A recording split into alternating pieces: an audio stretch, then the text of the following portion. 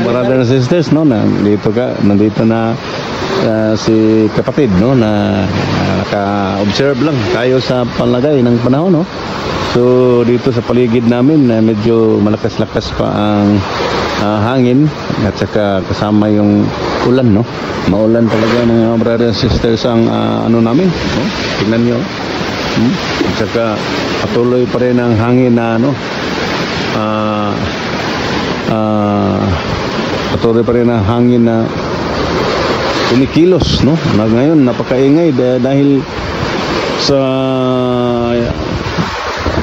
sa bubong ng aming kapitbahay at saka yung gate, no, talagang parang sinampal-sampal talaga ng malakas na hangin.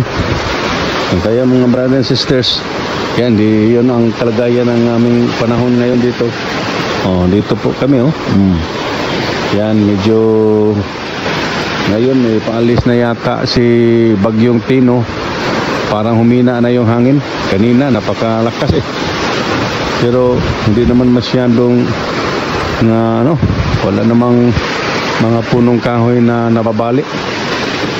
So salamat na lang sa Panginoon, no? So nandito ngayon si Brother Itanabas. Naka-helmet po tayo dahil kailangan mag-helmet para na mayroong lumilipad ng mga yung mga scene, yung mga bubong, hindi po tayo mapinsala, mga brother and sisters. Okay, so ito na, parang paalis na yata si Bagyong Tino. Yan. So salamat sa Panginoon na walang napinsala, no, sa Bagyong Tino na marami, kundi mga punong kahoy lang karamihan na yung tumba, nabali, no. Kaya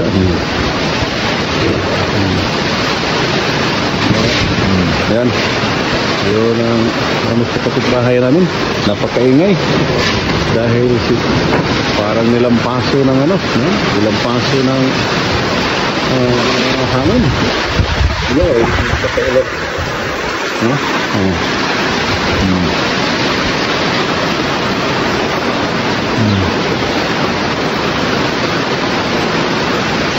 Yan, mga brother at sister, bisita na ba?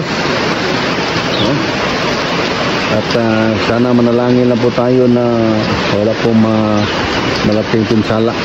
Hindi namin alam ito na boy paalis o umpisa pa lang, dahil ang balita na alas 5 daw maglandfall itong si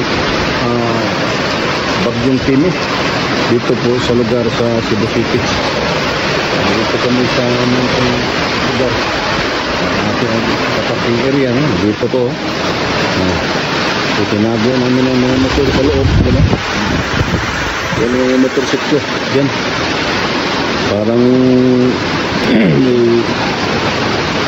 ilagay namin sa loob-looban para na may hindi siya sa mga mababagsak na mga kahoy, mga bagay na matatalim o mabibigat. Ngunit patuloy pa rin natin pasasalamatan ang Diyos dahil hindi naman masyadong malakas. Maraming salamat.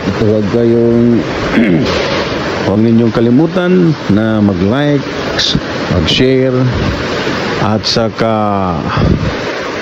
mag-subscribe sa atin pong channel, Itanabas Channel, mga brother and sisters. Dahil ang Diyos po'y mabuti. Pagpalain kayong lahat, tayong lahat, at ingatan po tayo ng Panginoon kahit saan po tayo magpunta sa mundo.